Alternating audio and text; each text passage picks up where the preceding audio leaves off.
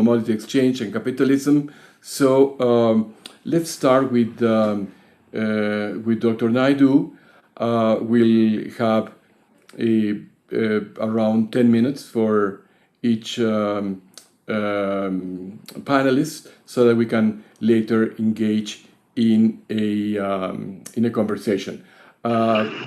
Before we start, I would also like to welcome Adriana Franco from the School of Political Science at UNAM, and Dr. Karina Lamas, who's from the faculty, the College of Philosophy and Literature at UNAM, and my dear friend José Luis Gázquez, also from the School of Political Science at UNAM, and Dr. Reyes from the Autonomous University of Mexico City.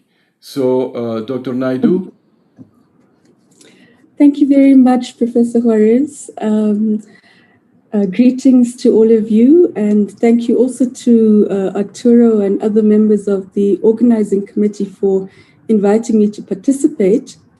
I must say, I thought I had 15 minutes, not 10, so I'm going to try to... Yeah, let's say from 10 to 15. Feel free. Thanks. I'm already trying to say a lot in 15 minutes, but I hope I'm going to do justice to the issues. I'd just like to start by recognizing that as we speak, there are struggles unfolding at Wits University and across universities and institutions of higher learning in South Africa. They began over 2 weeks ago around the immediate problem of the exclusion of students from institutions for the inability to pay fees, and they continue as part of a broader struggle calling for free, decolonized higher education. These are not new struggles. They take place at the start of every year. In 2015, they gained a mass character in the form of Fees Must Fall. And for the first time, the call for free higher education was brought together with the call to decolonize the university. And these struggles have been taking place since the 1990s. I also want to say the name of Mthokozisi Mtumba, who was killed on the 10th of March this year by police who fired rubber bullets to disperse a small group of student protesters on the streets just outside the main Wits University campus. He was not a part of the protesters, but his name is being remembered together with others like Andries Tatane, who was killed in a protest in his township for basic services in 2013. The 34 miners killed in 2012 in the Marikana massacre, and Michael Makabane, who in 2000 was killed in a student protest at the University of Durban-Westville. Deaths remembered in relation to struggles against the effects of what I would argue, and many others would argue, is a common mode of production, and the effects of its particular neoliberal forms expanded since the 1990s. I begin here also to offer just a very small answer to some of the questions that came up in yesterday's session, where my colleague David Francis presented what he called, and I agree with, is a really bleak picture of the situation we're sitting with today. And I think these struggles that I've mentioned began in the 1990s in critique of what many predicted would be the outcome of a set of policies adopted by the African National Congress government, particularly in 1996 with the adoption of the Growth, Employment and Redistribution Strategy, GEAR, which can be characterized or can be understood as neoliberal in relation to its prioritization of the market as the main solution to the problems of inequality and poverty left or inherited by the ANC government as a result of apartheid.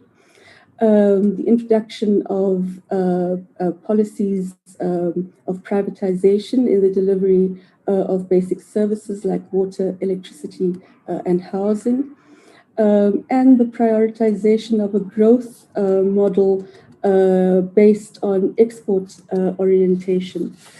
And I think what's important for what I want to share with you today is also its reliance on the wage form of work, job creation as a particular solution to the problems inherited.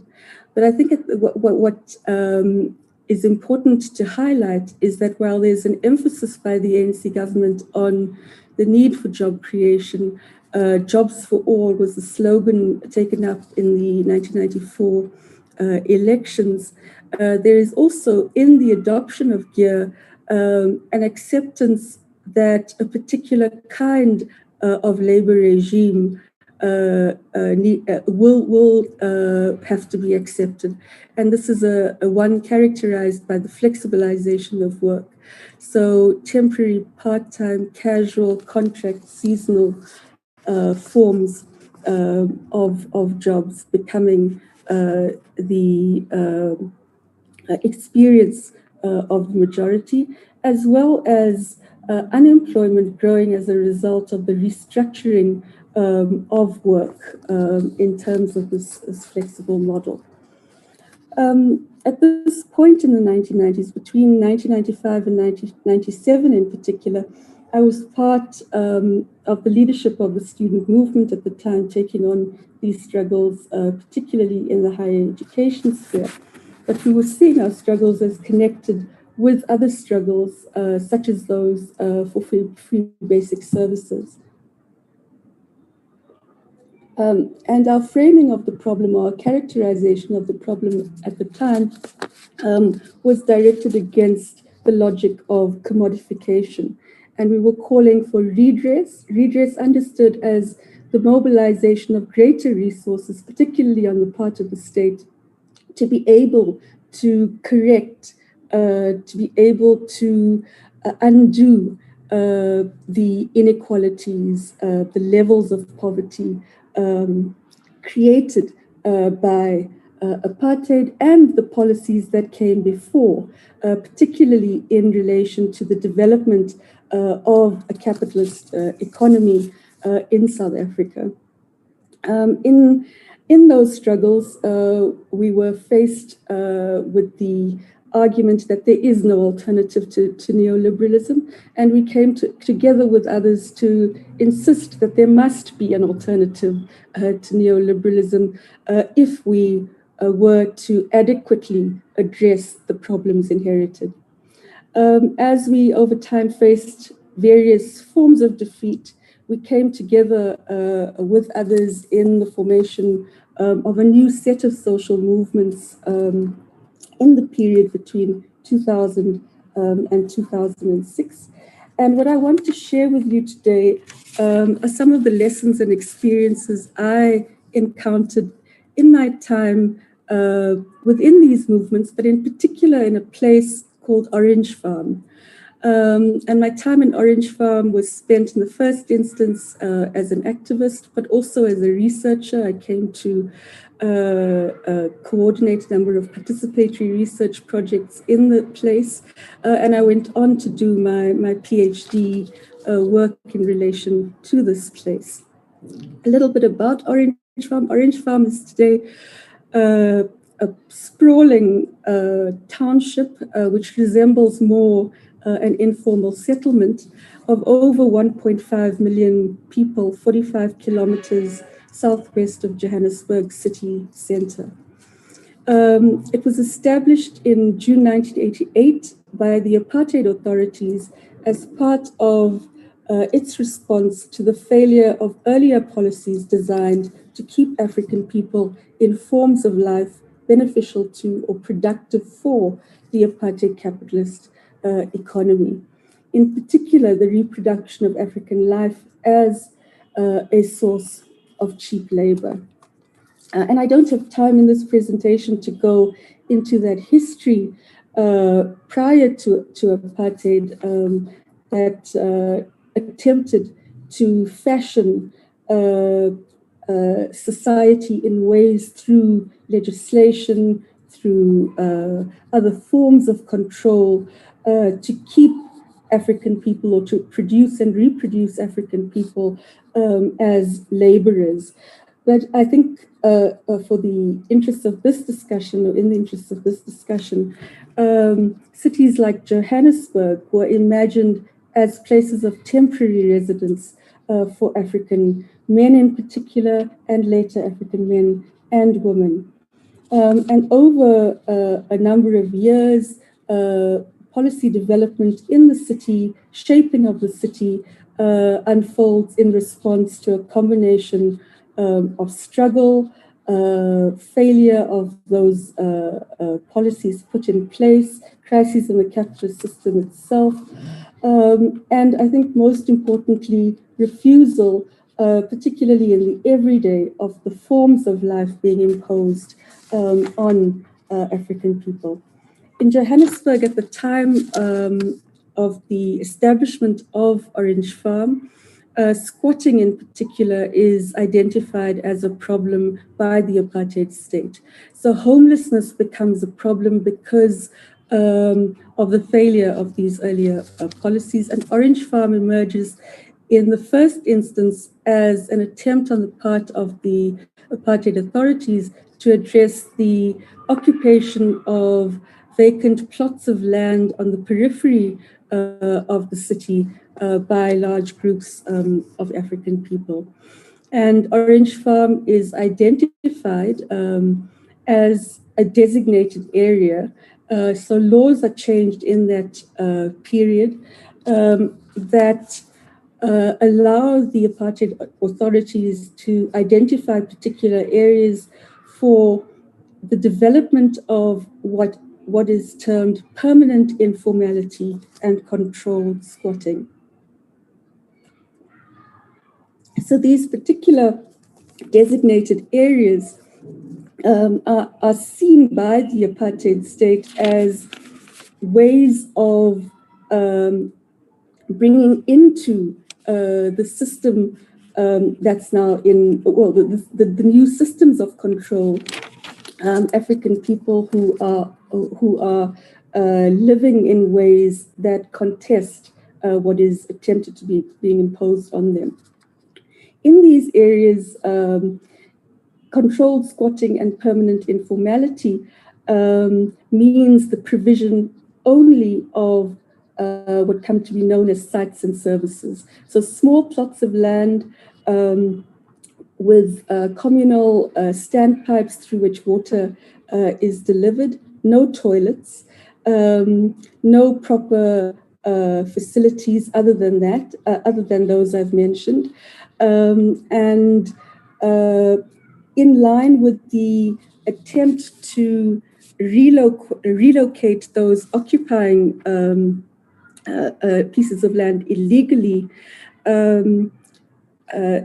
the kind of housing taking the form of shacks. So people allowed to relocate with their existing shacks to pieces of land designated to be legal. And I want to share with you today the experiences of two groups of people who settled in Orange Farm, and in particular their relationship to work. So although the apartheid state targets squatters on the periphery of Johannesburg for relocation, those who come to settle in Orange Farm also include those who are experiencing homelessness in more established townships like Soweto, where backyard shacks have also started to be set up by those who are not accommodated by the policies that emerge in relation to this idea of Johannesburg being a place of temporary residence for Black people. So those who come to settle in Orange Farm include a large number of unemployed people, pensioners, those who are facing those who face retrenchment as a result of the restructuring of work in that particular period. And at the same time, Orange Farm comes to be seen by white capital as a place where low-cost housing can be provided for workers that they want to attract into companies that are being set up in that particular area. So the two groups of people I want to share the experiences of with you are those belonging to a group of workers attracted to the area by Premier Milling Company in 1987, who unlike others in the area, are provided with formal houses, with proper access to services, and through their full-time employment in that period are able to cover the costs of life in those spaces that they inhabit. The other group is a group of largely, women, unemployed, many of whom have never ever worked in a formal job before, and who come together in ways to survive, but to do more than survive, to live in ways that they choose, together with neighbors in the establishment of projects, including those that address collective needs of childcare, creches. This is also a period in which another pandemic is being experienced, that of the HIV/AIDS pandemic. And one of these projects also includes the coming together of people to offer care to each other in the community, particularly those living with HIV and AIDS. So I want to first begin with the full-time employed Premier Milling workers, who by the time I met in 2007 had lost their jobs and were living in houses in which they could no longer afford to pay for water and electricity, and could no longer cover the costs, not just of survival, but of a kind of life they'd chosen. I want to just read from two interviews that I conducted. So one of the workers who had lost his job. Me, individually, I think I'm running now for 12 years without working. So maybe I used to live with 5 in my family, including me, but now I'm ending up alone in the house because no one can stay for so long without any income every month. So it's been affecting us until now. I don't know what I can say because now it feels like I never worked before, as it's been 12 years. That's a long time. In 12 years, you can do a lot of things, many of them different. But if you stay for 12 years, I can say maybe I surrender. I won't get a job anymore or anything like a surplus whereby the management gives us our money. So I just forget something like that. What I thought I'd survive on is just to make a private job around here. It's how I can say I survive in that way. It's not like before when I knew that if I want a job, I must go to Johannesburg. But looking at today's situation, I think I will survive just by getting peace jobs around here in Orange Farm. And I could read you many more such accounts of life. But I want to just share with you one more because I know I'm running out of time. Thank you. So after 12 years without working, you just give up because you don't believe you'll get a job again. For instance, now I've got 12 years without working. I'm now just over 40 and I've given up. So what must government do? It's rather we form another organization for unemployment and start toying, marching, and telling the government that pension at 66 is not good. Why not give us the pension at the age of 44 or 46? At 50, I may be going to die because there's just too much disease now.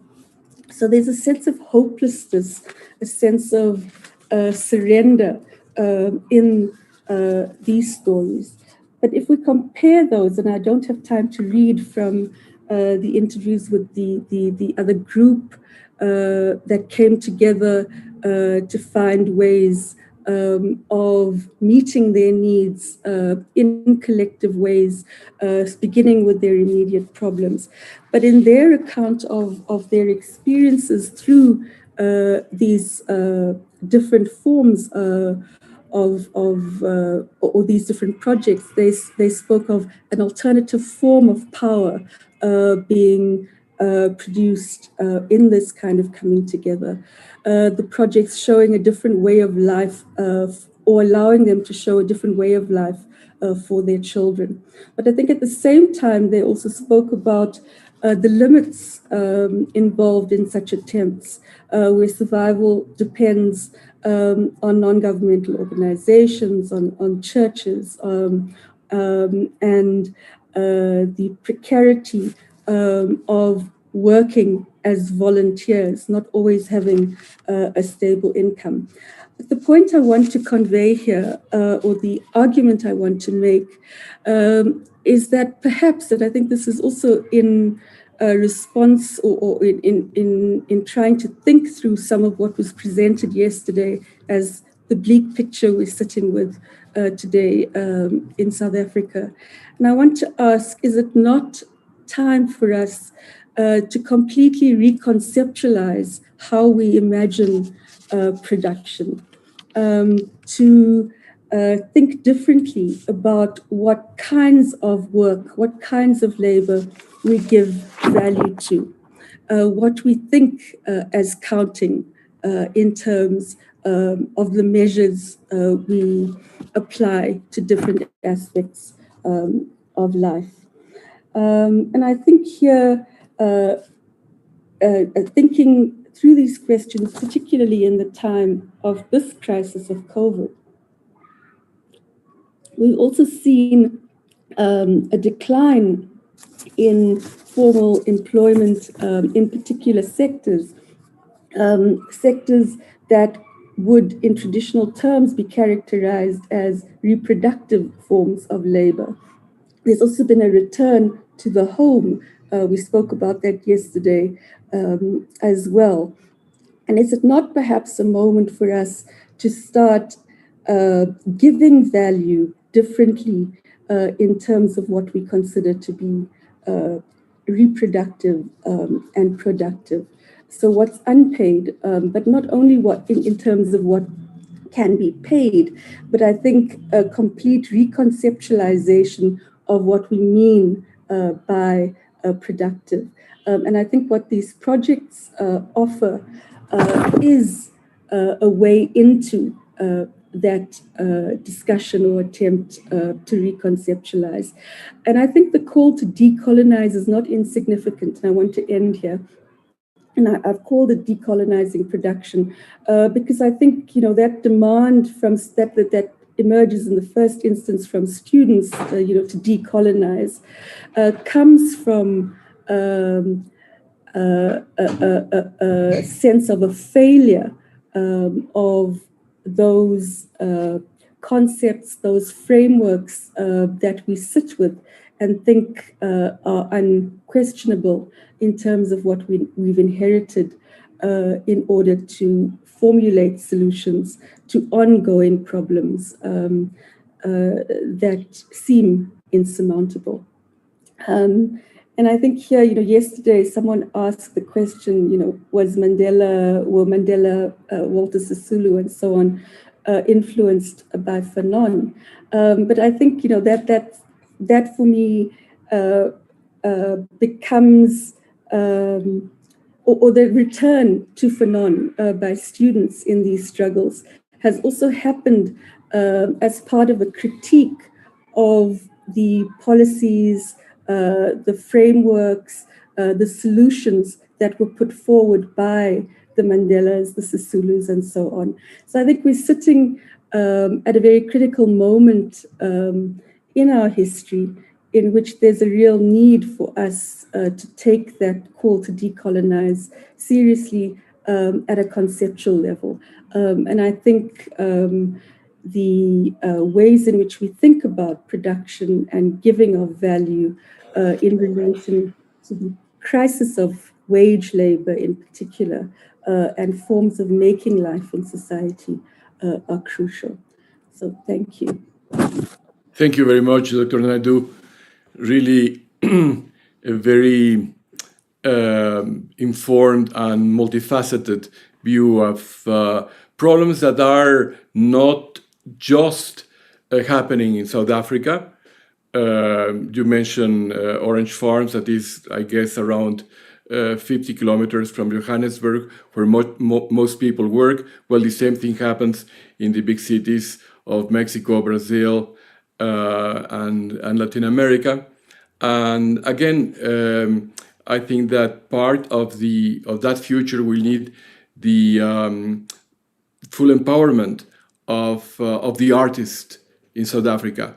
South Africa has some of the best visual artists, theater artists, musicians that I know, and the School of the Arts at Wits is one of the greatest schools in the world. So again, where people like William Kentridge have discussed through their artistic production the decolonization of visual arts, opera, and performance. I would like now to invite Dr. Adriana Franco from UNAM to talk about the social demonstrations in Northwest Africa and the intercapitalist dispute. Again, we see the relationship between social demonstrations and the intercapitalist dispute in Northwest Africa. So I must say that I've read many of the works of Dr. Franco, and I'm a great admirer and follower of your work. It's a pleasure also to have you here, Adriana. Muchas gracias. Thank you very much, Dr. Juarez. I'm going to share my screen. You can see it now, right? Yes, we can. Thank you. Well, first of all, I want to thank all the organizing committee and also all the people following the transmission. Thank you very much for letting us into your homes. And well, I also want to mention that I am very honored to share this panel with my colleagues. Today, I want to share some general ideas around social movements and intercapitalist disputes in Northwest Africa during the 21st century. Nevertheless, first, I want to point out that Northwest Africa is a region that encompasses Libya, Tunisia, Algeria, Morocco, West Sahara, Mauritania, Mali, Niger, and Burkina Faso. Since the beginning of this century, there have been social demonstrations against repression, insecurity, and unemployment. We can locate the more recent events in 2008 with the mobilization in Mauritania.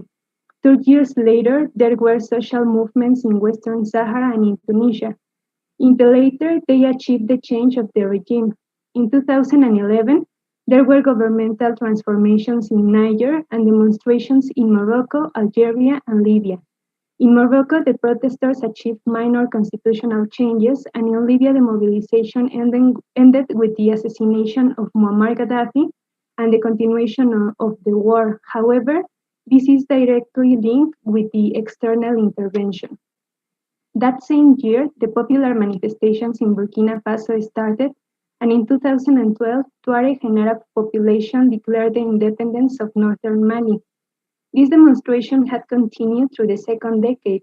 Actually, in 2019, the Moroccan and Algerian Hirak started. However, due to time, I will focus on two movements. The first one is Decolonial, and the second one, the social demonstration which toppled Compaoré in Burkina Faso. To organize the information, I will describe some background, the main demands, and its achievements. However, before this, it is crucial to consider that this mobilization took place in a civilizational crisis, and in terms of Michael Clare, the race for what's left. The historical crises of capitalism have been mainly overcome by the expansion and intensification of the system in non-capitalist spaces. For example, with slavery, Europe got free labor and guaranteed its accumulation. With colonization, they systematized the extraction of African natural resources and subdued over-accumulation crisis in Europe. And after independence, they fostered dispossession and promoted the appropriation of African financial resources through debt. However, today we have reached social and environmental limits that hinder overcoming the neoliberal crisis because natural wealth is insufficient to sustain the accumulation required for the reproduction of capitalism. Furthermore, the inequality and human operations are becoming more extensive and less bearable. The inequalities, the injustices, the violence, and the selfishness are all core elements that support the system. However, in this context, these elements of modernity are becoming the norm in different spaces. In this condition, the hegemonic dispute has two central aspects. The first one is the fight for hegemonic control, and the second is the struggle for its reproduction. According to Cesena, in the first case, the dominant system, that is capitalism, is not under examination. On the contrary, what the hegemonic subjects want is to lead and govern the system. That's why this dimension of hegemony is known as intercapitalist dispute. On the other hand, in the fight for the reproduction of hegemony, what is in dispute is the system itself. This means that the proposals seek an alternative to the production and reproduction of capitalism. In Africa, the intercapitalist dispute is reflected in the increase of the US, China, and Russia presence during the 21st century. This action aims to strengthen their international recognition, deepen the extraction of strategic mineral and materials, put their capital into circulation to overcome the overaccumulation crisis, and maintain the African dependency. In Northwest Africa, the US has increased its presence through counterterrorism strategies, as the Trans-Sahara Counterterrorism Partnership, the creation of a specialized command on the continent, AFRICOM, military agreements with the countries of the region, and the installation of lily pads in the area. Lily pads are small and mobile military bases, well, among other situations. China, for its part, has expanded its potentiality by establishing infrastructure projects, but also projects for the extraction of natural resources. For its part, Russia has strengthened its military alliances with countries such as Morocco, Niger, Burkina Faso, and Mali. All these actions have deepened insecurity and inequality in these territories. Nevertheless, people have not been passive. Indeed, many of their mobilization had questioned the reproduction of the system. Notwithstanding, their protests and propositions have been omitted by governments, the media, but also by critical academic voices. Then, as I mentioned at the beginning of my participation, I will describe briefly two social movements emphasizing their anti-systemic proposals. I will start with Taimisik, which some experts consider to be the inception of Arab Spring. Taimisik is the dignity camp established by the Sahrawi population against the Moroccan occupation of Western Sahara and the oppression of its population. In 1975, Morocco invaded Western Sahara, causing the exile of thousands of Sahrawis. However, some of them stay in the occupied territories under the repressive monarchy. Since that year and until 1991, there was an active war between the Polisario Front and the Moroccan army. In 1991, the ceasefire was signed under the United Nations promise to hold a referendum in which Sahrawi could decide their fate. However, until now, the process had not been carried out due to the negative of Morocco. Some background of Taimisik can be located in 1999, when a group of Sahrawi protested against the economic situation in which they lived. Later, in 2005, in the administrative districts known as Wilayas, specifically El Ayoun and Dakhla, but the ones that are in the occupied territories, not in the refugee camps, the Sahrawi Intifada started. In these demonstrations, Sahrawi obtained fishing concessions, and 2 years later, they could establish the Collective of Sahrawi Human Rights Defender. In 2009, the youth started a demonstration against the unequal distribution of land for construction, against the patronage politics of the politics that divided the population, and also against the hoarding of the resources obtained by Morocco with the extraction of their wealth. They also started the Taimisik camping. In 2010, the camp contained 34 tents or haimas, but soon they increased to between 4,000 and 8,000, warranting the establishment of around 30,000 people according to Murphy and Omar, and also Dan. This mobilization can be framed in a decolonial perspective, and I will enumerate the reasons why I think so. First of all, Sahrawi protesters recall the historical humiliations they have lived under the occupation and also under Spanish colonization and neocolonization. Also, since Decolonizing, the Sahrawi announced that they were tired of waiting for the international society to do something.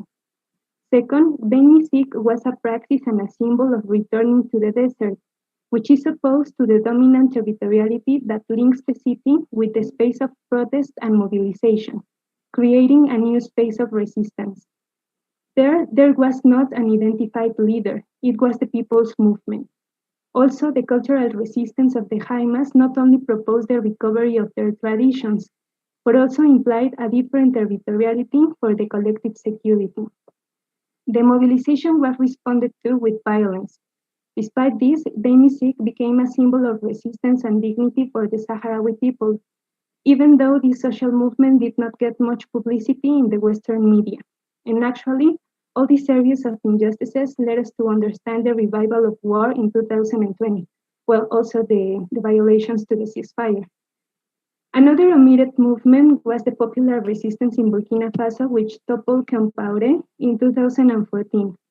Compaoré had been the president of this country since 1987 after the assassination of Thomas Sankara. Burkina Faso is also one of the countries with a long tradition of social movements dating back to colonial times and deepened in the independent period. Actually, the first president, Maurice Jameogo, was overthrown in 1966 following a mass demonstration by trade unions for the workers' rights. The demonstration was mainly against the ban on strikes, and almost all the mobilizations in Burkina Faso have been institutionalized and led by trade and or students' unions. However, the movement that toppled Compaoré was different. First, this series of manifestation must be understood as a consequence of the structural adjustment programs and the repression of the government. Indeed, one of the central demands was linked with the rising food and food prices. For example, in 2008, the meat increased 30% its prices, the corn incremented 44%, and the oil 50%, according to Engels. In this context, unconformity broke out the movement 2011 after the assassination of Justin Tsongo and the government's attempt to change Article 37 in order to allow Compaoré to run for a fifth term. As mentioned, these protests were led by popular classes. Actually, the movement was against power and was built on the colonial precepts inspired by Sankara. Thomas Sankara was the president of Burkina Faso from 1983 to 1987. Actually, Sankara changed the country's colonial name, that was Upper Volta, to Burkina Faso, which means the land of incorruptible people. Sankara called for the break of Africa's economic and epistemic dependency in order to change the capitalist sociality, which is based on Cartesian dualism. Therefore, he also called for gender equality and ecological justice, just to mention some examples. But the main characteristics of the movement that began in 2011 were, first, it was a grassroots demonstration that transcended the historical institution of demand and ties with the state. It was not a movement guided by trade or students' unions. Actually, the movement used songs, not academic pamphlets or other type of organization, to project their slogans and link with popular demands. Second, the mobilization went beyond the capital Ouagadougou, breaking, as in the case of Decolonizing, the centrality of the protest in the urban spaces. Third, it recovered the people's agency capacity, which is reflected in the slogan, "When the people stand up, the strong men tremble." The social movement promoted rebellion in the political and military elite, and all this produced the departure of Compaoré. After these victories, the elite regained power with foreign forces such as the US and France. Besides, with the proliferation of terrorism since April 2015, the regime's repression and the external military presence have been fostered. The social conditions have been worse worsened with the mineral boom of 2014 because of the unequal extraction and exploitation of the resources. Nevertheless, people continue to resist and demand a better quality of life. For example, in 2017, popular demands were concentrated in rural areas against the extraction of gold and other minerals. And well, in brief, in these two movements are fighting against inequality, injustice, and humiliation. They are also designing alternatives to change power relations and social dynamics. That is why the military or economic presence of the subjects that are disputing the hegemony of capitalism worldwide increases in proportion to the victory of the protesters. War is functional for capitalism not only because it justifies the intervention in certain states, but also because it allows to extract cheaper resources and put capital into circulation. Nevertheless, as I mentioned before, we have trespassed the social and environmental limits of the reproduction of capitalism, or well, at least in this planet. Therefore, to ensure life, it is essential to create a system that is not based on dualism, accumulation, extraction, individualism, and universality. That is why I consider that it is imperative to focus on the colonial thinking and praxis. And well, I leave it up to here. Thank you very much. Many thanks. A very, very interesting view of things that are happening in regions where, like the Sahrawi people, more than half of the population live in migration camps, and where these problems that originated and that are decided by policies on the other side of the Mediterranean have been an ongoing calamity since 1975. Again, I would only like to underline that the music that has been produced in the camps for the Sahrawi people is of extraordinary beauty and power, and that independent companies outside of the Western capitalist music market, like Nube Negra, have done an incredible work documenting and sharing those fantastic pieces of music with the rest of us. So now I would like to introduce José Luis Gázquez, who has been from the get-go a founding organizer of this colloquium, who's going to talk to us about the pre-colonial boundaries to remote borderization politics, again, the West African mobility, but with a historical perspective. And Dr. Gázquez, who teaches at UNAM, at the School of Political and Social Sciences, has a PhD in international relationships and African studies from the Autonomous University of Madrid in Spain. He also obtained a graduate studies diploma from the Institut des Sciences Politiques in Paris, France, and completed a postdoctoral internship at the Universidad Autónoma Metropolitana in Coajimalpa, Mexico. José Luis, the floor is yours. Thank you, Professor Benjamin. Good morning to everyone once again. Let me just share my screen.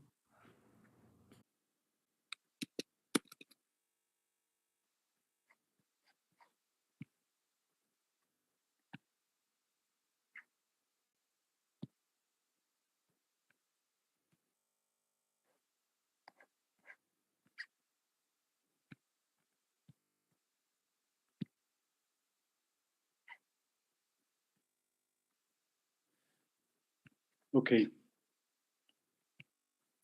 So in this presentation, as Professor Benjamin told, I'm going to talk about West African mobility in historical perspective, from pre-colonial boundaries to remote borderization politics. Sorry about that. The goal of this presentation is twofold. It's on the one hand to present how African mobility, African migration has been inherent to the history of the continent since the origins of humankind. If we attach to the scientific perspective of the origins of humankind, well, 6 million years ago, the first hominids appeared in Africa, and 1,000 years ago, the species of Homo sapiens also appeared in this continent. So we have a long history of humankind trying to survive in some hostile territories of the continent, and this is the main contribution of Africans to world history, accordingly to John Iliff, or also to Senegalese philosopher and economist Felwine Sarr. I also want to mention the role of Islam as a vector for creating a space of circulation, especially in the Sahara Desert. Already Adriana was talking about how mobile populations in the desert have always relied upon each other to create meeting points and trading routes. No, in this sense, I would like to highlight the work of Boubacar Barry, who, trying to demonstrate the rise of Wall of Kingdoms, he demonstrated also how the trans-Saharan trade was carried out, no, by a lot of movement of people, no. And now I want to move to the concept of boundary and the concept of the African frontier, put forward by now a classic work by Igor Kopitov. As we know, the African pre-colonial boundaries were not so attached to the notion of territory as modern international borders are constructed. No, these were fluid spaces of interchanges, and were in no sense they were conceived as rigid territorial limits. This is not to say that there were no territorial political formations previous to the arrival of European colonizers, but that the notion of territorial border was not that common, but it was instead a kind of boundary, a limit where interchanges take place. Well, now I make a great leap in time, and I'm going to talk about how the European Union regional integration process have affected since the end of World War II the African migration flows toward the north. No, we know also that most of migration flows in the continent remain within the continent, but the flows that go to the north are being the ones that are most politicized. So briefly, in a nutshell, from 45, when the end of the World War II, until 1974, both France and Germany held open borders migration policies in order to attract labor and to reconstruct their economies and their societies after war. From 74 onwards, there has been a closure in these open border policies, and this year signals the rise and tightening of restrictive migration policies based on border controls and identity checks. This year also signals that diversification of migratory destinations in Europe, appearing another set of destinations that weren't relevant until now, like the Mediterranean countries of Italy and Spain. It should be mentioned as well that the regional integration of the European Union took place in a context of the rise of far-right ideology and identity politics in Europe, and how these ideologies had an impact on migration policies. Since the signature of the Treaty of Schengen, we see the emergence of the Mediterranean-European South border, and the emergence of this vision of migration based on border control and identity checks. This treaty was enforced in 1995 by the Convention of Schengen, and it instated the visa requirements for countries not being members of the European Union. So, in how this affected African migration? Well, in countries like Spain or Italy, there was no migration policy before. So they went from invisibilization and marginalization situation to the emergence of the illegal migration status and with the instauration of the visa policies. This is widely documented by the works of Mercedes Jabardo in Spain and Kitty Calavita in Italy. So for the first time, the migrants coming to Europe from countries not members of the integration of regional integration project were for the first time established the conditions of entry and the rights for migrants not members of the European Union. There's when this category of illegal migration emerged, and that continued to shape migration and policies across Europe and North America as well. Well, now I mentioned that Europe had witnessed two international migration crises, mainly in 2005 and 2015. In 2005, it was the crisis triggered by the peaking of arrivals of boats coming from sub-Saharan Africa, looking for arrival to the Canarian Islands in Spain. And this inspired the creation of Frontex as an European agency charged for the policing of migrants trying to get illegally to these islands or to other southern European borders. The other crisis, the crisis of the refugees that took place in 2015, that was triggered by the Syrian conflict, affected also the African migration because it's the starting point of linking development aid with migration policies. After the crisis of 2015, there was a summit of the European Union where it was acknowledged by Federica Mogherini, High Representative of the Union for Foreign Affairs and Security Politics and Vice President of the European Commission, that the best way to tackle the issue of migration was to act in the countries of origin. So since 2015, Niger, one of the poorest countries in the world, has been one of the countries that receives most aid per capita from the European Union, with the goal to fight illegal migration.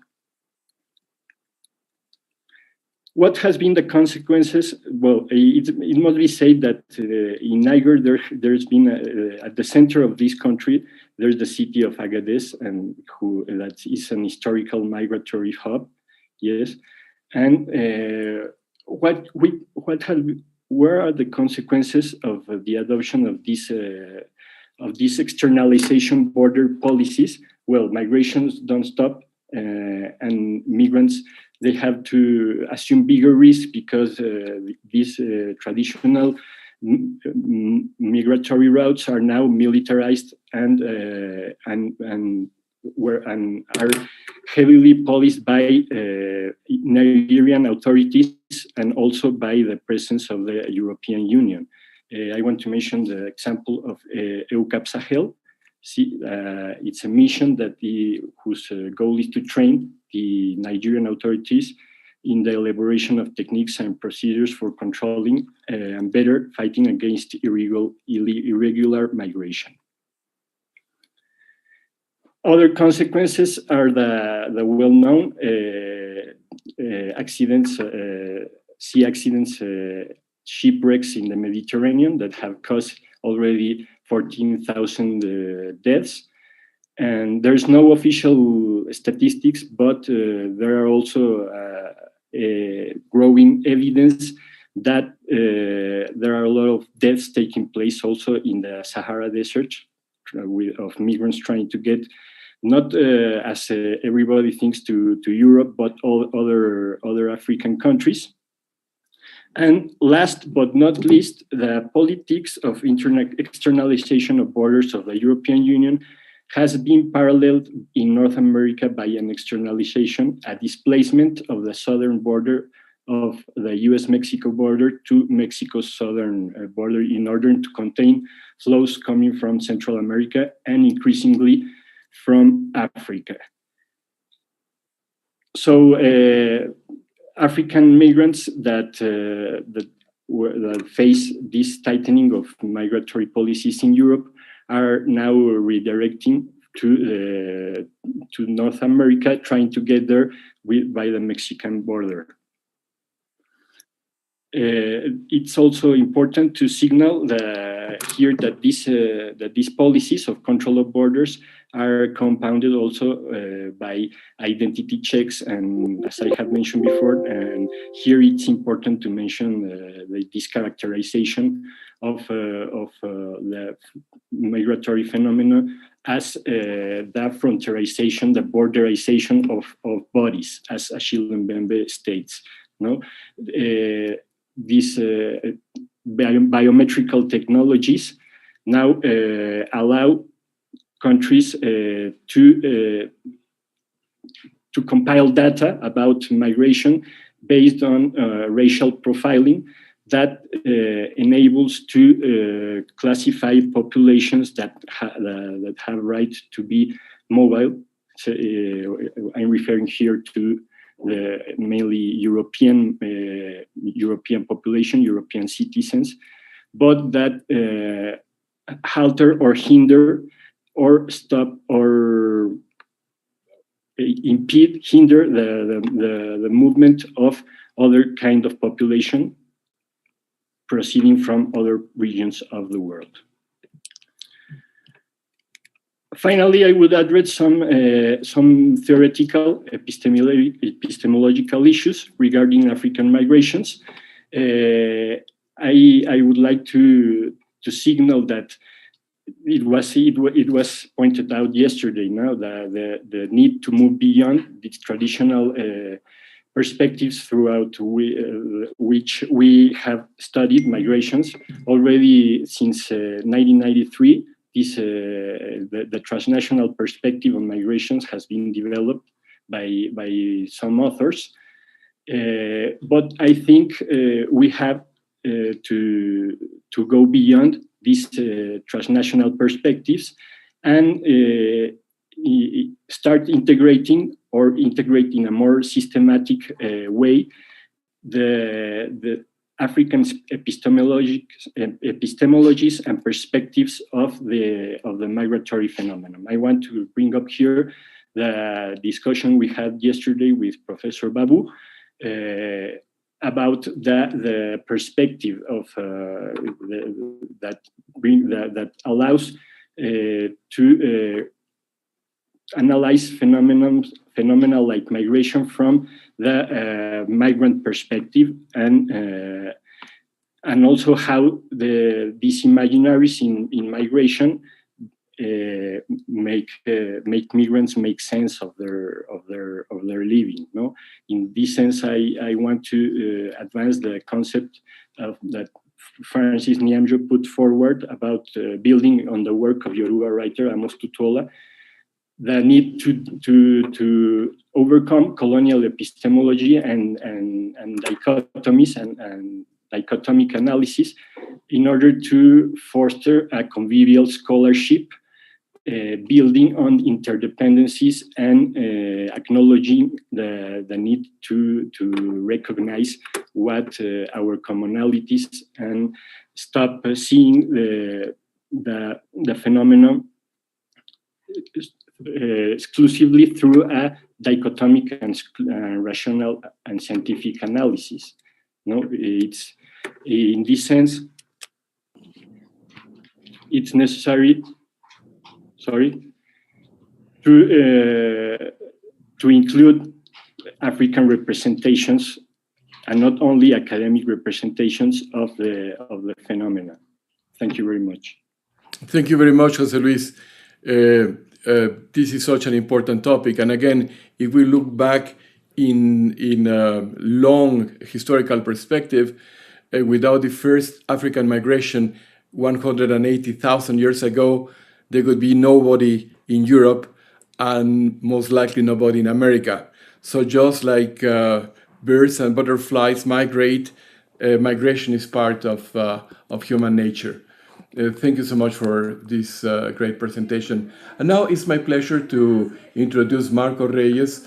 Dr. Reyes studied at El Colegio de Mexico, and he currently works at the Universidad Autónoma de la Ciudad de México. He has produced a number of very important articles on Congo and other African themes, and he also worked at the Center for Estudios Afro-Orientales at Universidade Federal de Bahia in Brazil. It's a pleasure to welcome him. Dr. Reyes, the floor is yours. All right. Well, thank you very much for the presentation, for the kind presentation. I would like to, first of all, address some formal issues. I would like to thank all the organizers and, of course, all my fellow colleagues here in this table. And of course, also the chair, Dr. Benjamin Juarez. I would go directly to the presentation, given that we are in a scarcity of time. And first of all, I would like to settle some of my first assumptions on the topic. I would like to raise the issue that colonization, contrary to the general beliefs, is not only the physical presence of colonizers. Colonization, according to Achille Mbembe, is more than that. It's an arrangement of many different things, including bodies, including sexualities, including space, land, time, and so on and so forth. In the case of the land, in the Acholi land, which is the region that I'm going to try to address all over this presentation, in the case of land was organized according to something called metonymic reason or proleptic reason. That is one style of reasoning that excludes some other kinds of existence and some other kinds of knowledge. That is something that Boaventura Sousa Santos called an arrogant reason. This type of arrogant reason only includes in its dynamic what is going straight ahead, or what is also set by the infinite idea of development and progress from the reason of modern and Western thinking. Therefore, the examples that I'm going to raise all over the presentation, these examples of resistance, undermines the very same logic of colonial matrix of knowledge and power. That is something that I would like to show and to demonstrate all over my presentation. What I call Acholi resistance subjectizes women within non-modern and anti-Western strategies. Let me explain a little bit. Prior to the colonial intrusion in Africa, land was organized as a common good or as an ancestral good. With the arrival of colonialism, common goods were lodged halfway between public and private property. But these common ancestral goods were not absolutely subsumed under the logic of these latter two terms. While public property and land always implies the existence of private property and capitalism, the notion of common ancestral land underlines an intense social cooperation, something that in Acholi land it is called the attacked. That is work that is done by all the people in the community in order to till or to plot the land, the communal land. Prior to European colonialism, relations of production were cooperative and more than that, and they were less also antagonistic. There was an appropriation of nature, of course, but it did not imply any social appropriation of economic surplus.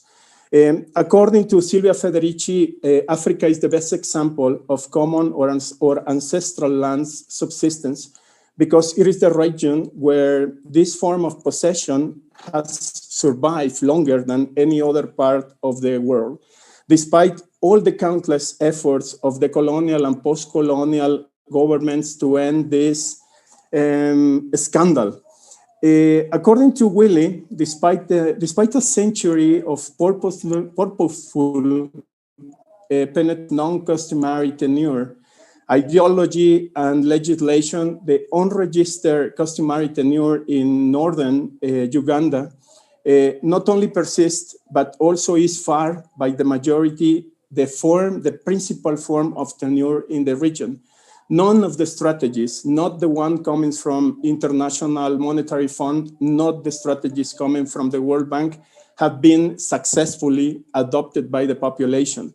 In the case that occupies us today, the involvement of the Acholi group in the national market is even today the lowest all over the country. I mean, the economy of the Acholi people in the northern part of Uganda, it is the lowest participation in the national market of Uganda.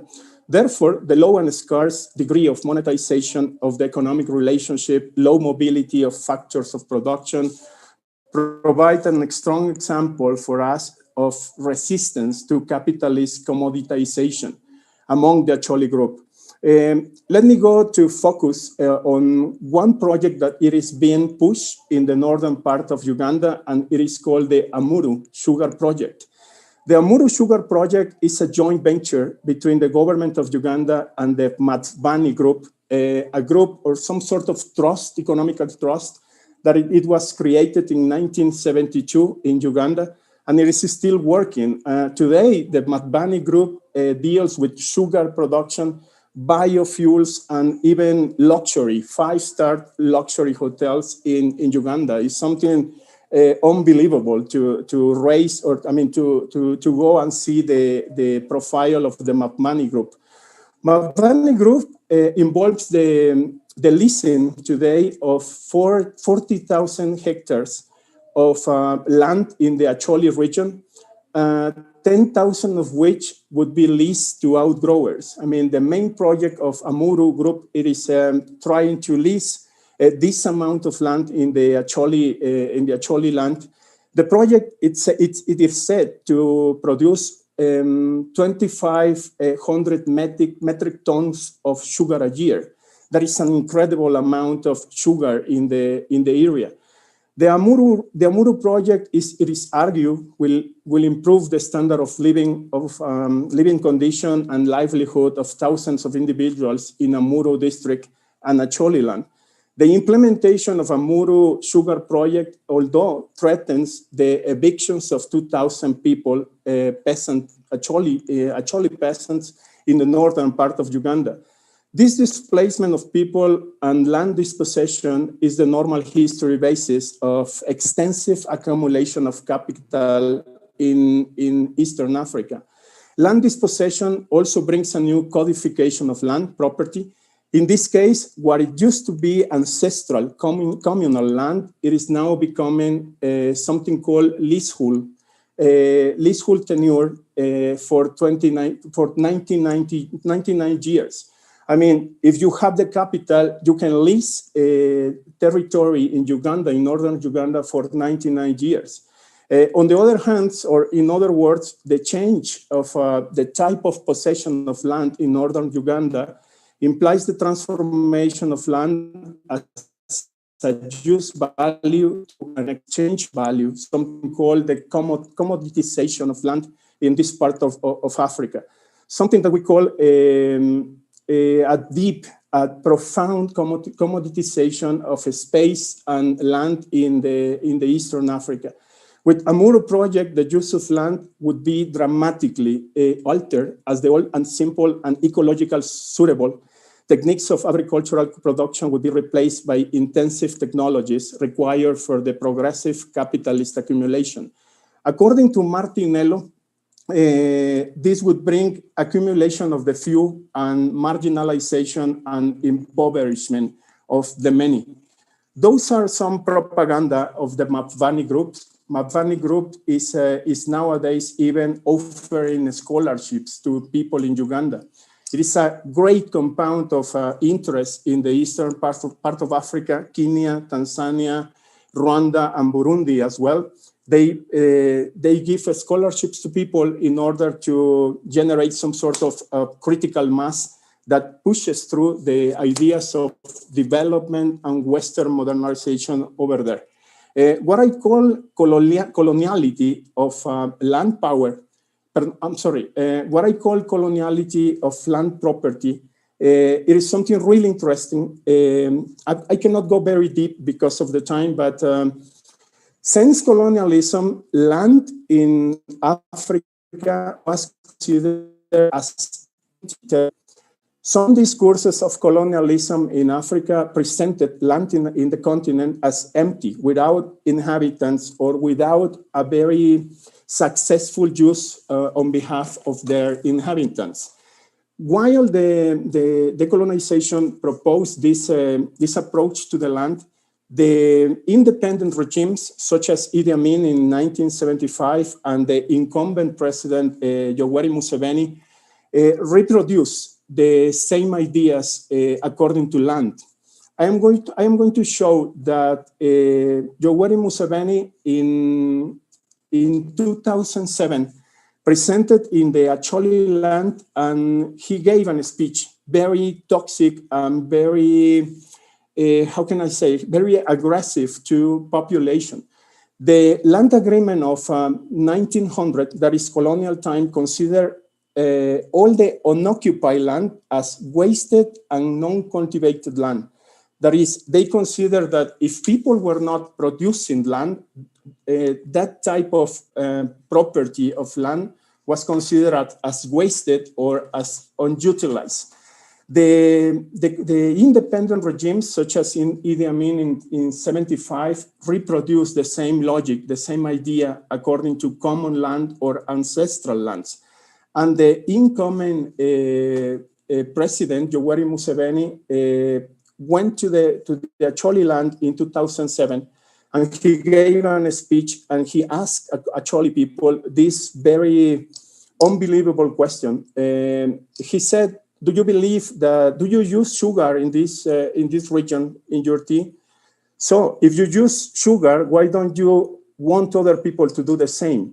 He was trying to push forward the interest of the Amuro sugar project in the region. I mean, the so-called developmental state in Africa, in Uganda in particular, particularly, it is very much compromised, trying to push these ideas of development and modernization of the land.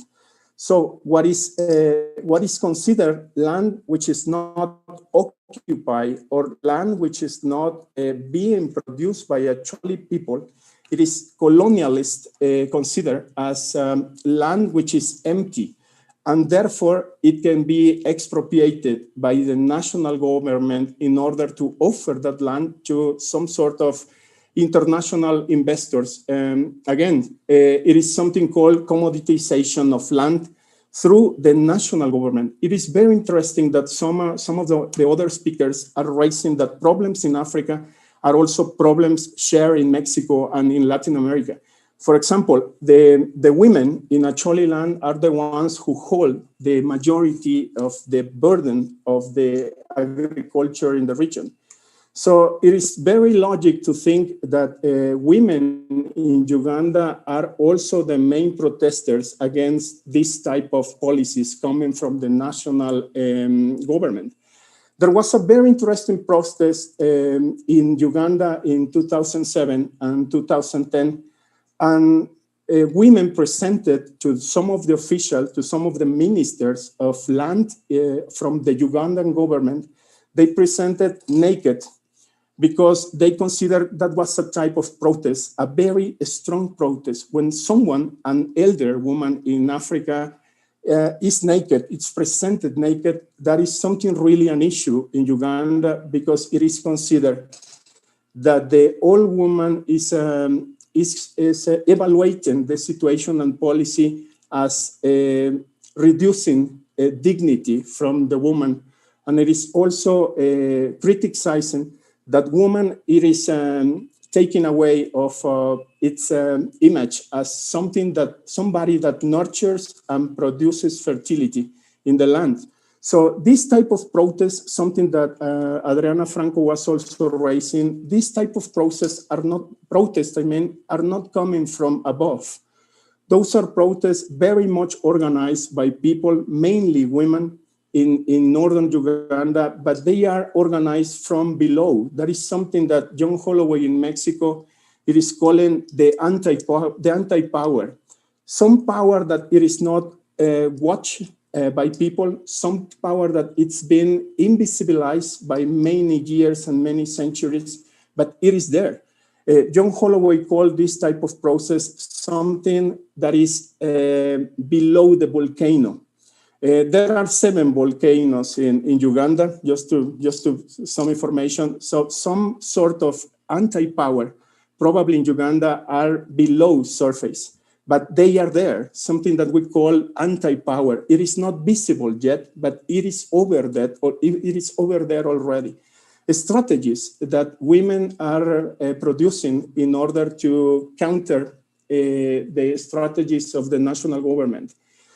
Women are starting to plant public land. I mean, they are pushing strategies to plant banana or to plant some other food crops in territories that are considered public plots. That is something like sidewalks, like urban areas without a visible owner.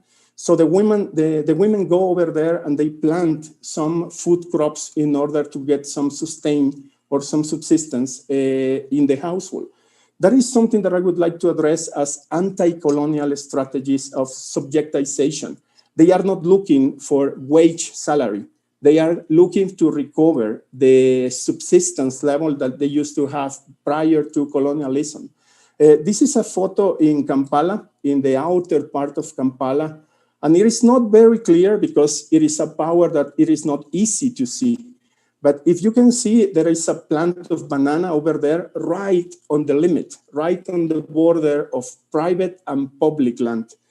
Meaning that probably tomorrow or the day next tomorrow, people will start, if the government does not complain about it, people will start planting some crops in what it used to be public land. That is something that Achille Mbembe calls the appropriation of public land or public space, something that is also called or considered as a pedagogy of presence in the land, the colonized land. The land is mine and I belong to the land. So why I would have to respect the policies coming from the state in order to get my sustain or in order to get my self-consumption? That is something really, really nice or really interesting to follow or to watch. This is Wole. This is the Acholi land in northern Uganda. And that is some sort of women associations producing tobacco, not in private lands, because some of them are displaced people and they have been producing the tobacco in public lands. Because of the problem with the Lord Resistance Army, many people was displaced and mobilized, and some of them have to make use of public state lands in order to survive. That is something really interesting. That is another pedagogy of presence in the northern part of Uganda. That is Acholi land in what is now called Democratic Republic of Congo. This part, it is not yet very much, how can I say, very much followed by economic interest yet, but there is no urbanization over there. So the households are still producing what they need to survive. There is no aggression over there in order to promote some of the interest of the transnational companies, such as Mabani Group in northern Uganda. This is another photo, very, very much interesting. I wish it would be visible what I'm going to say. If you look on the sidewalk of the main street, this is Mengo Road in Kampala, you can also see right on the middle some banana trees or some plots, public plots that have been produced by some mainly women, Ugandan women. They are not going to wait to get the wage salary. They are going to look for some mechanism to survive.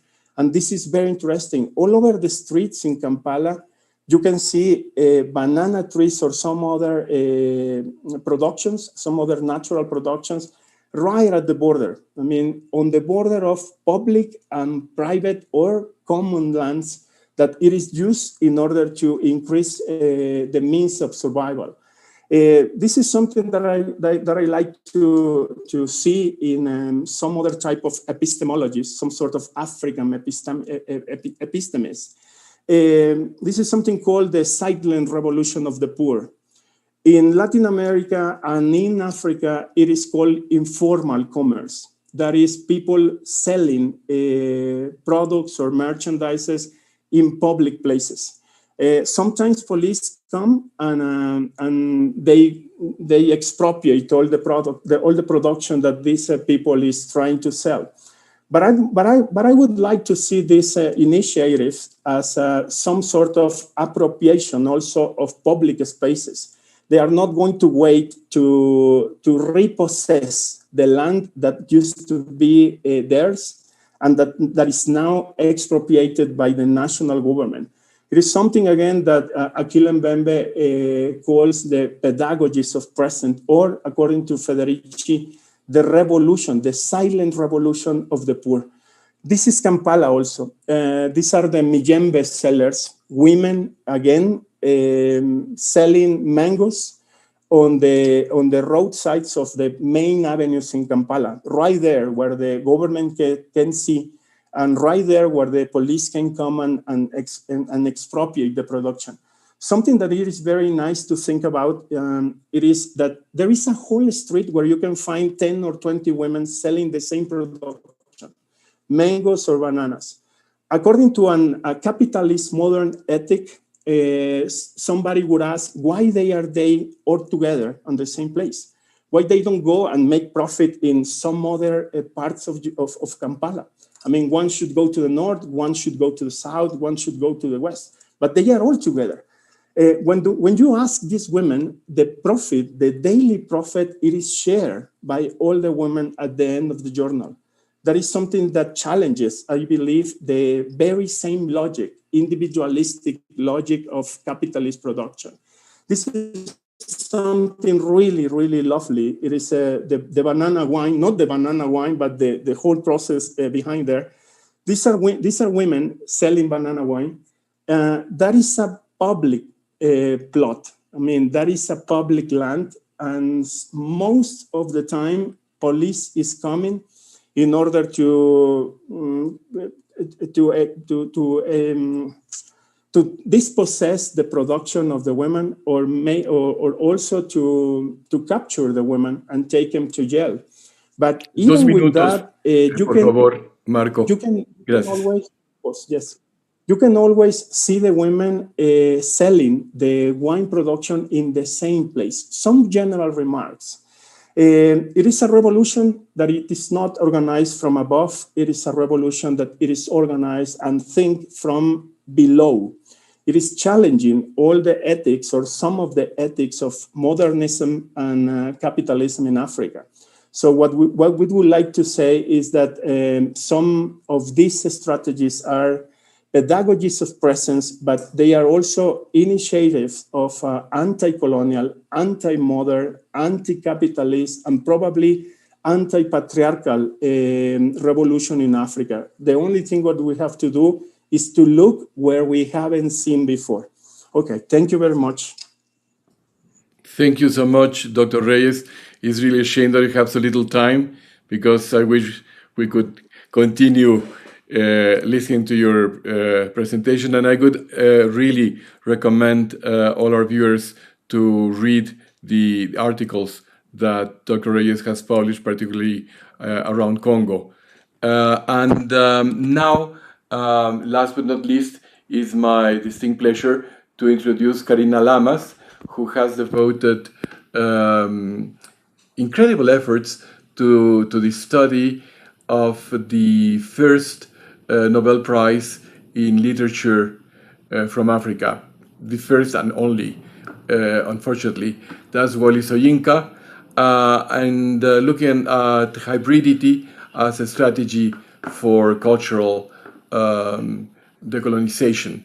Dr. Lamas is also from UNAM, from the National University of Mexico, and she teaches at the College of Philosophy and Literature, where she also studied and got a bachelor's and master's degrees in English literature, and she's currently doing her PhD on the work of this incredible writer. So the floor is yours. Thank you. So good morning to you all. Before my presentation, I want to thank the Organization Committee of the Second International Colloquium of African Studies. Today I'm talking about a rather different topic, that is a Nigerian playwright, poet, novelist, and social activist, Wole Soyinka, and his Yoruba tragedy. This reformulated genre, it's an innovative dramatic construct in which the playwright deploys a series of sophisticated hybrid strategies to encourage the main goal of his work as a whole, that is the positive self-apprehension of the African individuals through their own history, mythology, and literature.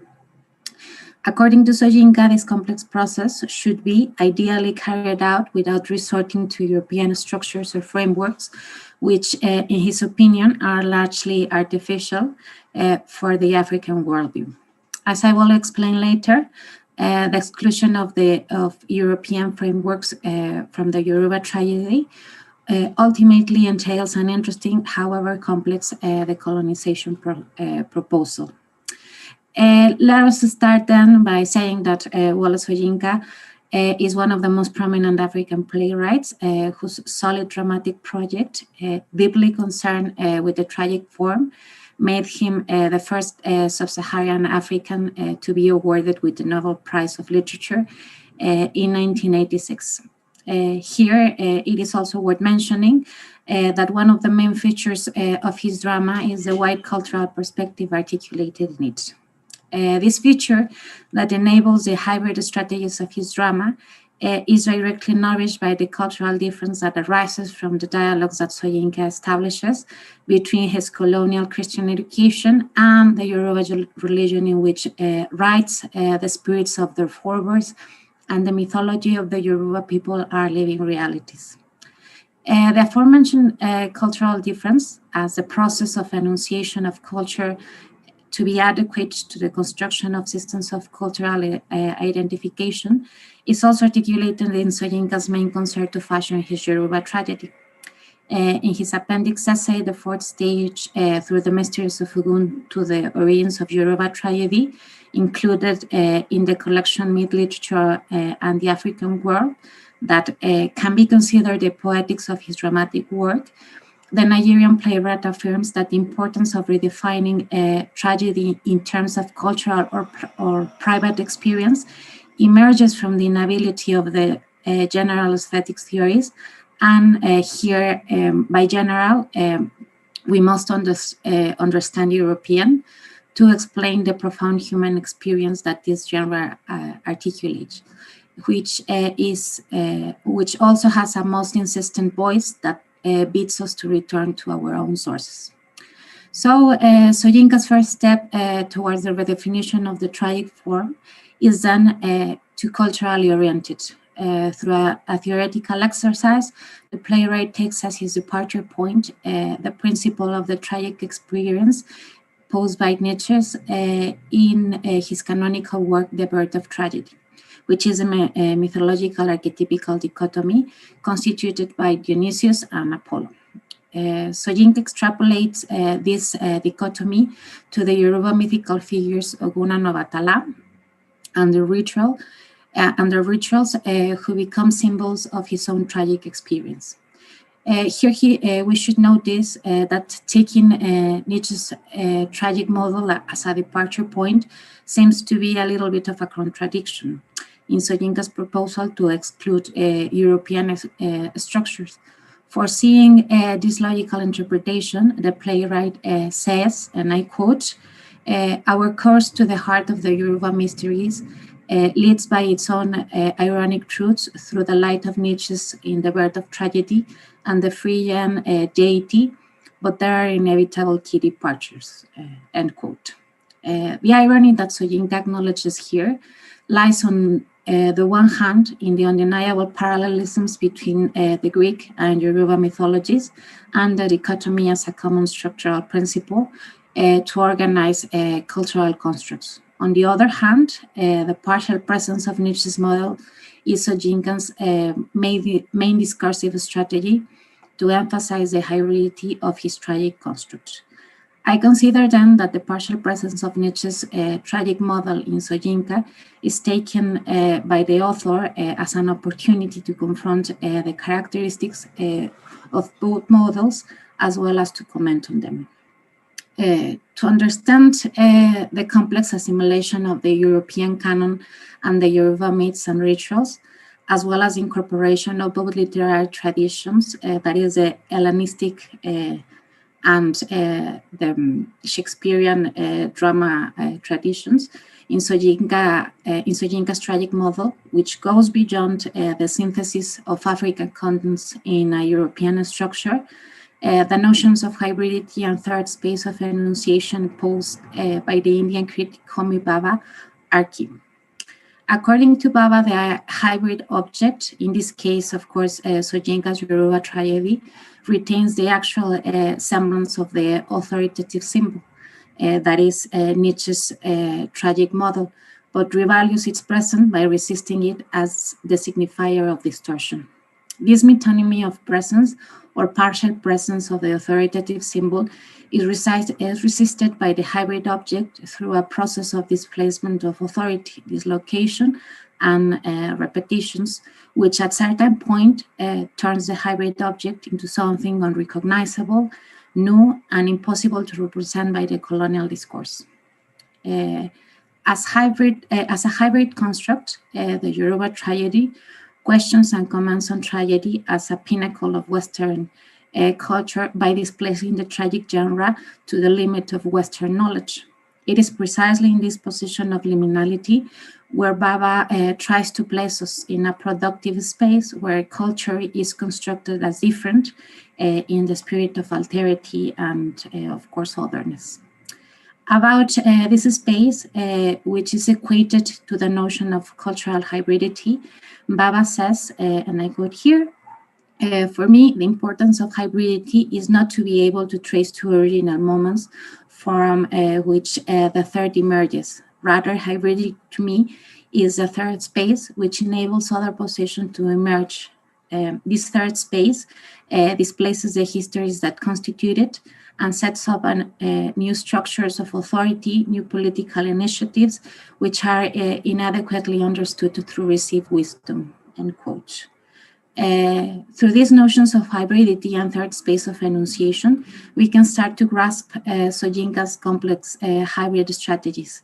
In this third space, the playwright hybridizes the Yoruba with the partial presence of the European, which are in constant tension, dialogue, and finally a negotiation of authority. In this in-between space, what matters is the cultural exchange, and although it is not made in the same terms, originates something different that is unrecognizable and therefore an innovative cultural product. Now, regarding the intervention of the third space of enunciation, which makes the structures of meaning and reference and ambivalence process, Baba affirms that this third space destroys the mirror of representation in which cultural knowledge is revealed as an integrated, open, expanding code. Such an intervention quite properly challenges our sense of the historical identity of culture as a homogenizing, unifying force authenticated by the originary past. Baba proposal illustrates Soyinka's bold decision to take tragedy, one of the most highly regarded genres in the Western culture, to transform it according to the distinctive features of the Yoruba worldview to encourage the positive self-apprehension of the African individuals. According to Soyinka, the notion of self-apprehension is often difficult to convey to both non-African individuals and to Africans themselves that are alienated from their own culture. Although according to Soyinka, there are easier approaches as social emancipation, cultural liberation, and cultural revolution to achieve this self-apprehension. The playwright considers them as deflective, for they retain external reference points. To truly achieve it is something necessary to liberate this endeavor from the values of others. This proposal encourages a complex but rewarding process towards decolonization because it requires to devise a framework from the simultaneous eliciting of their own history, mythology, and literature. Finally, to conclude this presentation, I will briefly describe an example in one of Soyinka's tragedies. In his adaptation, The Baki, Soyinka establishes a dialogue with Euripides' text and Nietzsche's The Birth of Tragedy, along with other European and African sources. Among these texts, we can find Gilbert Murray and William Arrowsmith canonical translations of Euripides' text, as well as Soyinka's poem Idanre and verses from the Un Praises song. According to Gibbs, the presence of all these texts, it is not self-indulgent or opportunistic. It is an expression of Soyinka's perspective, which he brought to the refashioning of the whole text. The incorporation of the sources that operates not only in the text, but also in the performance, poses the presence of a multiplicity of voices and literary discourses in constant dialogue and tension. Through this strategy, which is mainly dialogical and hybrid, Soyinka partially displaces the authority in Euripides' texts.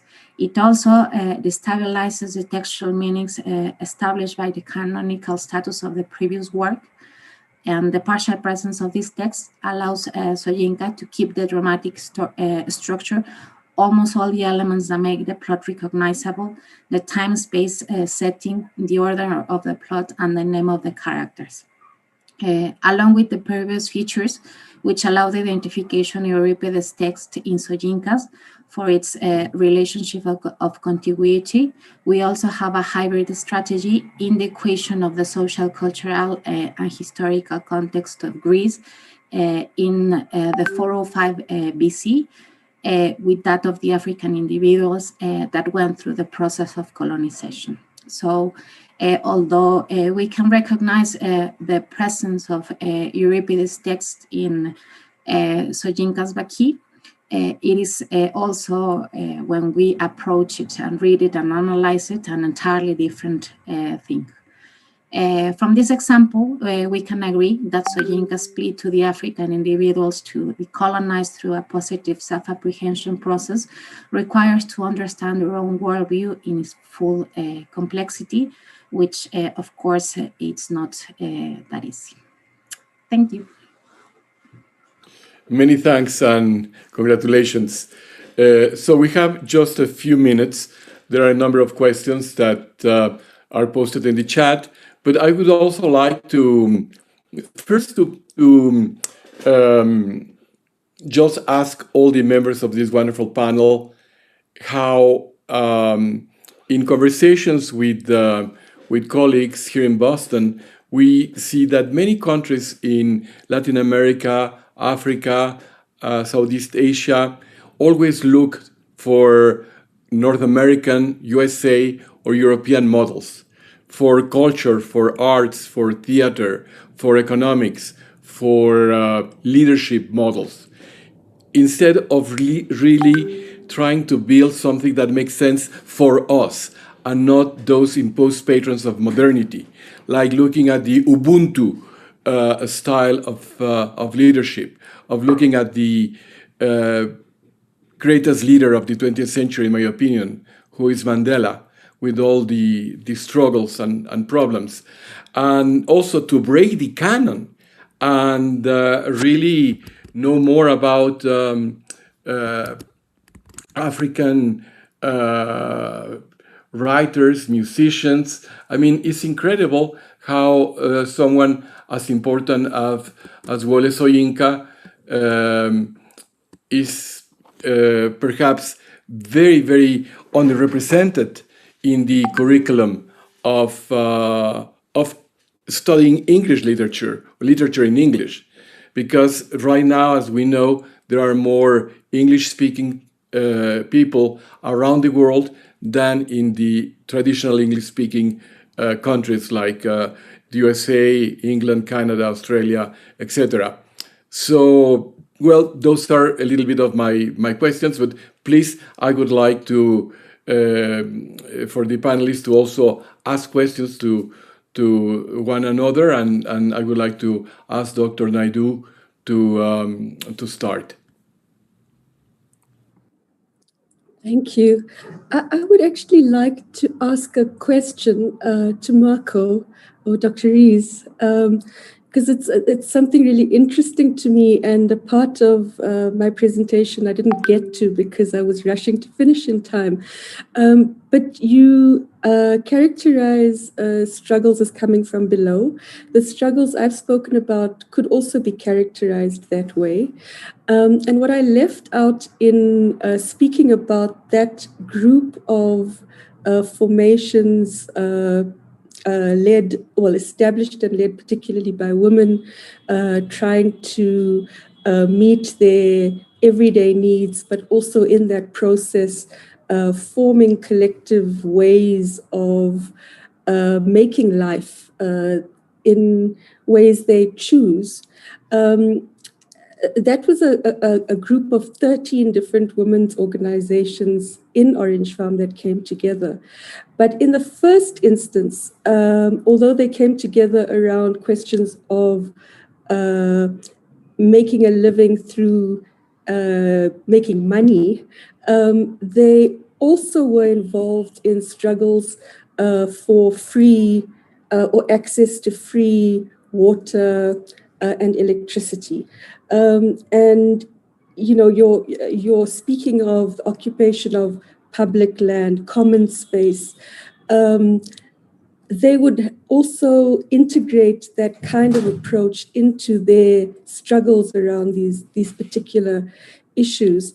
But there's a constant attack on those attempts by a state that wants to enforce a logic of commodification. So the one example is of a creche established on land in the area that was not being used. But as soon as the political force of that movement became apparent, or its potential became apparent, claims started to be made on that land as private, even though there wasn't anything planned in terms of an alternative use. Similarly, those kinds of alternative childcare arrangements becoming creches, as soon as they begin to take a political stance, coming again into question by the state that throws at them the need to abide by bylaws and so on. That don't make real sense in their imagination of what they're trying to do. So I was really interested in the treatment of land as common, the occupation of public space. And I think my question then is, how do they avoid those kinds of attacks when there seems to be an alternative logic of the need to commodify, of the need to think in market terms? Gracias, Marco. Y si quieres, por favor, al terminar, if you please, Marco, after you finish answering, you ask a question to someone else in the panel. We only have 12 minutes, so let's be as succinct as possible. Yes, thank you very much for the question and for the very deep, insightful questions. I would say that when I call these movements the anti-power, it is because they are right there at the limits. I mean, limits of the so-called traditional customary land and the so-called modern Western capitalist land tenure in Uganda. And that makes the actions of the movement precisely contradictory. I mean, there is a whole bunch of books related to this dilemma. Some, for example, are watching that the state in Uganda, it is recognizing customary law, what is invented as a colonial invention, as customary law. The state is defending those things. So some people stays right there at that same level, and they consider that the state is defending customary. But according to Mahmoud Mamdani, Ugandan, very, very clever, he considers that the recognition of customary coming from the state, it is some sort of society colonization pushed by the very same state. So that puts all these type of strategies right there at the limit. That's why the anti-power sometimes is visible. And sometimes it is also hidden. I mean, when they consider that the policy it is in danger, they obscure themselves. They invisibilize themselves as a strategy. They put themselves right there at the limit, at the border of thinking of Western and their own customary practices. That is probably the most contradictory behavior behind these movements. For example, in Ethiopia and Eritrea, women are raising the hand. They are saying, land is ours because we plot them. That's it. I mean, as long as you plot and you use the land, that land is ours. It doesn't matter if it is our homeland. That is something that that needs to be added to the land in order to possess them. But of course, the state, it is not very easy to convince. So they are sometimes aggressing this type of social movements. There are not much time, but I would like to also address briefly the question on the chat. Instability. Of course, instability has contributed to these sort of strategies. And these sort of strategies are also that type of strategy of utensils of emancipation because of the insecurity on the region. They move. I mean, they move southwards, they move northward, because they are not caring about what is the homeland. What is the homeland? They just move in order to get subsistence. So it is a very good strategy in order to avoid the problems of danger or the dangers in the whole region. What I would like to ask, if I'm allowed, I would like to put one question to Adriana Franco, given that she was raising the idea that some protests criticizing or pushing over or taking over the government of Compaoré in Burkina Faso. It is also an inheritance of the thinking of Thomas Sankara. So I think this is a very interesting proposal because the protests that we are seeing, or the protests that raised in 2011, where do they come from? I mean, what is the origin of those protests? For example, in the case that I was trying to address, Silvia Federici considered that the defense of commons in Latin America and in Africa is maybe coming from the defending of commons in Great Britain in 15th and 16th century. So I would like to know, why did you stop in Thomas Sankara? I mean, Thomas Sankara would have another sort of ancestor, would have some other African epistemologies to propose this transformation of the country of a very noble country without corruption. I mean, where did Sankara learn this? And why it was pushing this idea, and how those genes of emancipation are, absorbed by the protests against Compaoré? I don't know if I make myself clear. And Adriana, very briefly, because we only have 5 minutes, which makes just a point that we need to start planning the third colloquium. Yeah, we need to start planning it. But, well, it's a really big question, Marco, so I will try to say only some points. For example, in the first place, Sankara, I think that all the things that he was thinking are linked with the social movements and with the revolutions of the South. Also the links, for example, with Che Guevara and all those revolutions who were fighting against imperialism, and also seeing the domination of the North and the extraction of their resources. No, so the commons is a great idea, but I don't know if it's specifically linked with other fights in the North, or if it's because of their land, no? Because they were exploiting their lands. It was also against the vision of the link with the nature, no? The decolonization break this vision of the nature and the society. And we, since colonization, the nature was seen as an object, as a merchandise. So that's why we say commodities, no? Commodities, there are resources, there are richness of the nature, but we say commodities. And even though a lot of, the mobilization of 2011 was a movement against unemployment, against inequality, against many of those things, but they were led mainly by the youth. And many of them didn't know Sankara, but they have read about Sankara. They have read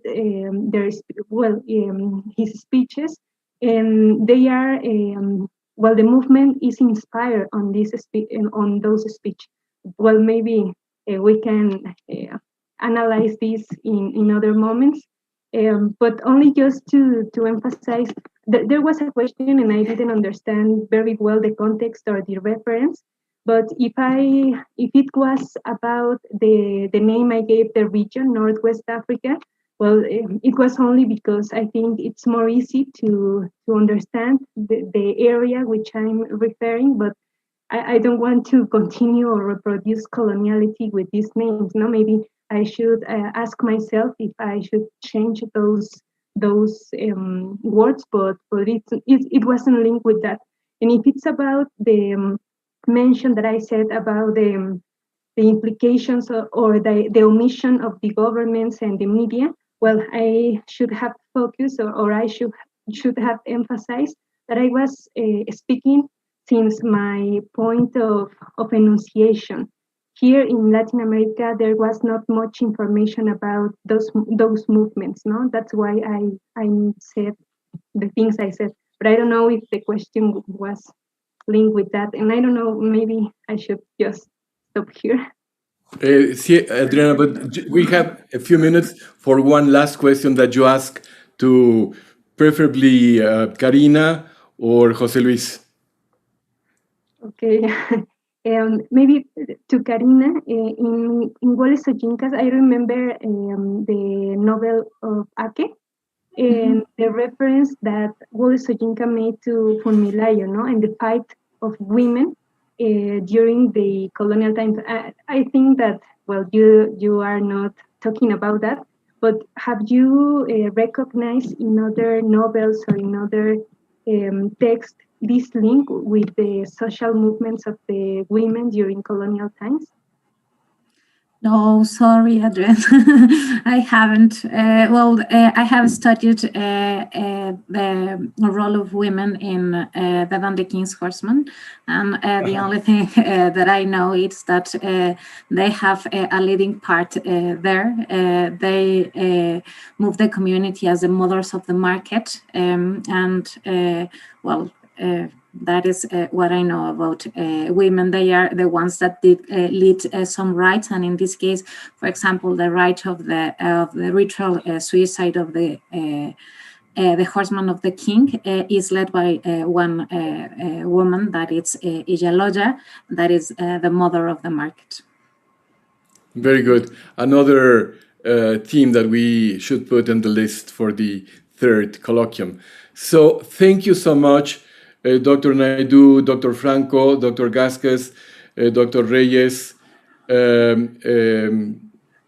Dr. Anda, Lamas, and I've learned so much, and I'm looking forward to continuing reading your work and your research.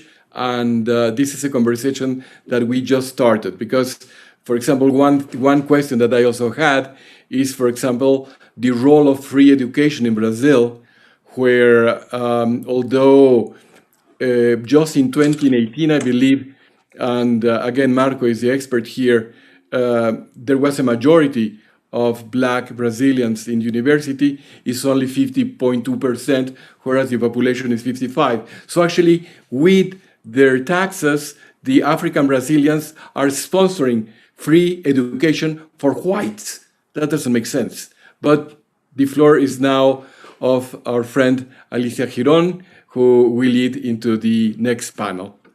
Yes,